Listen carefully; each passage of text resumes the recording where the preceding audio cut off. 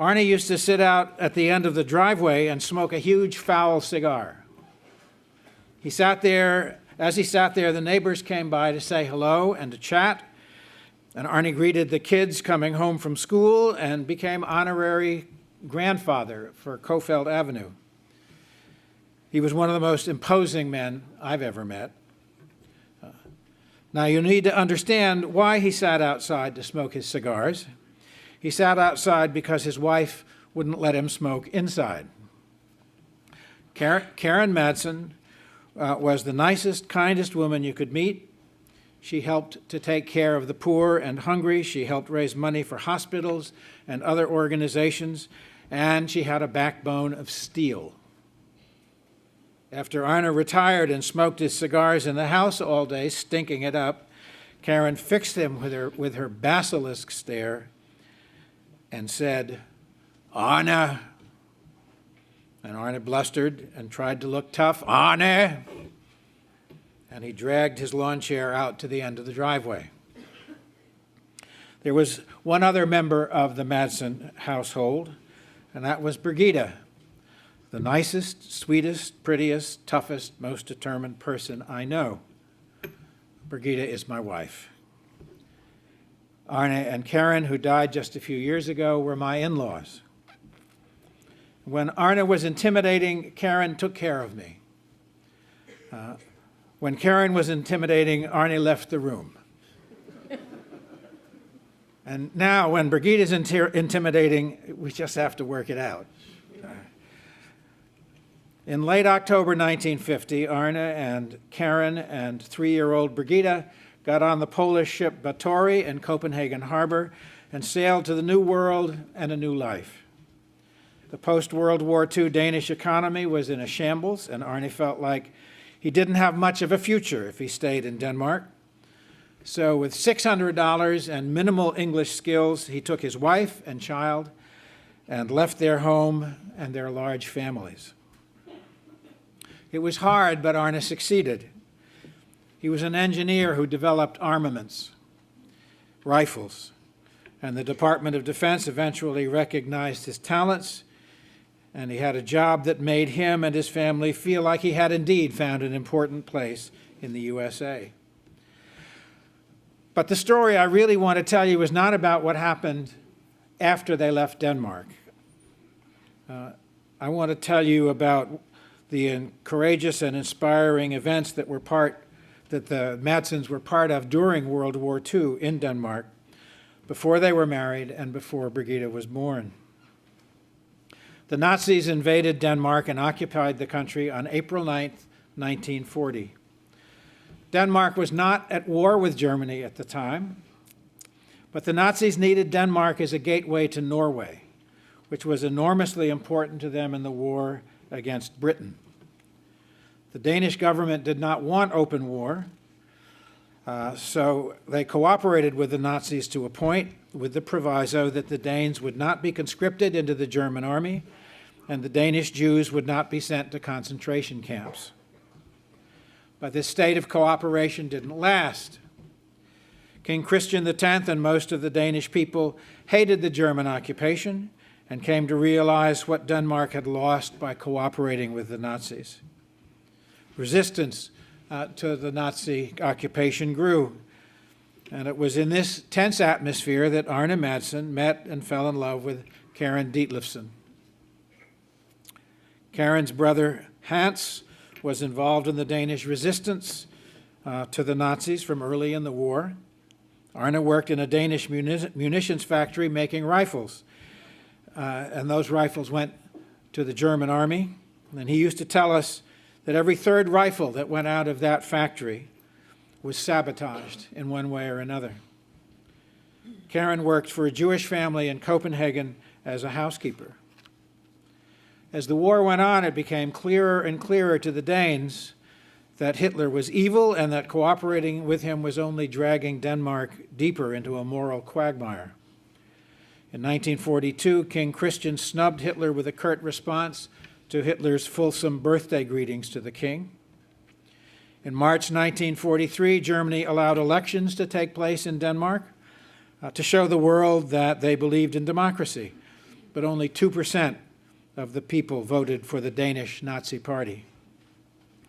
After that election, the Danish leaders, along with the king, began to resist Nazi policies, to do it more and more openly, so that finally, in August, the Germans imposed martial law and threw the elected government out.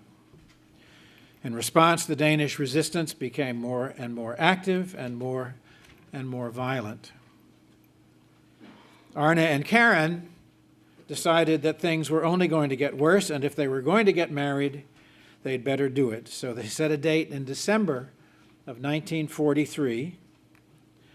But before they were married, they played a small part in one of the most inspiring and courageous actions that any nation, as a whole nation, undertook during World War II.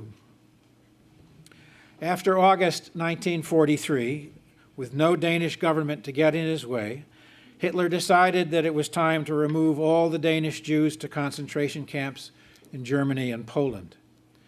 This amounted to about 8,000 people who were slated to be deported and ultimately gassed. A courageous German diplomat, George Duckwitz, stationed in Denmark, tried to get the Jews deported to neutral Sweden, but neither Germany nor Sweden would agree to this plan. Duckwitz then told the Danish leaders and the chief rabbi of Denmark that plans were in place to arrest and intern all the Danish Jews. The Danish Nobel Prize-winning physicist Niels Bohr, whose mother was Jewish, escaped to Sweden, and when the Swedes tried to put him on an airplane immediately to head for the U.S., he refused to go. He negotiated with the Swedish king, and in part because of Bohr's efforts, Sweden reversed its position and made radio broadcasts into Denmark saying that the Danish Jews would be welcomed. And that set off the events that I'm telling you about now. The Gestapo's plans were to raid Jewish synagogues on Rosh Hashanah, the night of October 1st, 1943. But when they raided, there were no Danish Jews in the synagogues. In the course of less than a week, the Jewish leaders and the Danish resistance and the Danish Lutheran State Church had worked together to make almost all the Jews of Denmark disappear. They took what they most needed, what they could carry, and disappeared into barns and church attics and basements, into private homes of Danish Christians. And over the course of a few days in that first week of October 1943, all but 500 of the 8,000 Danish Jews then were taken across the strait that separates Denmark from Sweden. They were taken secretly by night, by fishing boats, pleasure boats, kayaks, canoes, and all sorts of private vessels. When the Gestapo tried to raid Jewish homes to deport the residents, they only found about 500 people who had refused to believe that the Nazis could do such a terrible thing. Karen's brother, Uncle Hans, was part of this rescue. Karen Madsen hid and cared for the belongings of her Jewish employers who escaped to Sweden. And because the Danes were not willing to consider their Jewish neighbors as aliens or second class or worse, as had been true through much of Europe since the early Middle Ages, the people of Denmark rose up almost as one and saved their fellow citizens. And this is important. The rescue of the Danish Jews was not something nice that the good Danish people did for an alien and downtrodden people. The Danes were not willing to consider the Jews anything but their fellow Danes. And the Danish Jews always knew that they were Danish. And after the war, they were welcomed back with rejoicing. As you think about this story, it depends on how you draw the frame. Hitler drew a frame around his nation and his culture and defined Jews as being outside the frame. He had no use for Jews, no use for gypsies or gay people or blacks or anyone who wasn't pure Aryan, whatever that might mean. When he looked in his frame, he saw only white, Aryan people. Everyone else was expendable, was usable. When the Danes drew a frame around their nation, it included everyone. King Christian is reported to have said, when asked about whether he would cooperate with the deportation of the Jews, "There are no Jews, only Danes." His frame was wide and broad and inclusive. The rescue of the Danish Jews challenges all of us to examine the frame we put around people and nations, and to see who is included and who is excluded from that picture that we draw of our world and of our life. It challenges us to remember that we can choose. We are responsible for how we frame the people who are part of our lives. And I can't tell you how proud I am to be part of a family that had framed their world that way and took such risks to save their friends and their neighbors. Now, there are two footnotes to this story. The first one reminds us that we must not, even in the best and most heroic of circumstances, we must not idealize individuals and peoples. As you listen to the headlines coming out of Europe today, you may hear that Denmark and other liberal European democracies are having a very hard time including in their frame the Muslims who have emigrated into the Eurozone in the last 20 years or so, the Muslims who were encouraged to emigrate into the Eurozone. Many, many Muslims from various countries have sought refuge or sought economic opportunity in Denmark, and many, many ethnic Danes are having trouble seeing these immigrants as fellow Danes. The second footnote. On December 12, 1943, in the midst of the Nazi crackdown, Arne Madsen and Karen Dietlefsen were married in the little country church in the town of Jystrup, just west of Copenhagen. Karen had been baptized and confirmed in that church, and their daughter Birgitte would be baptized there a few years later before they left for the United States.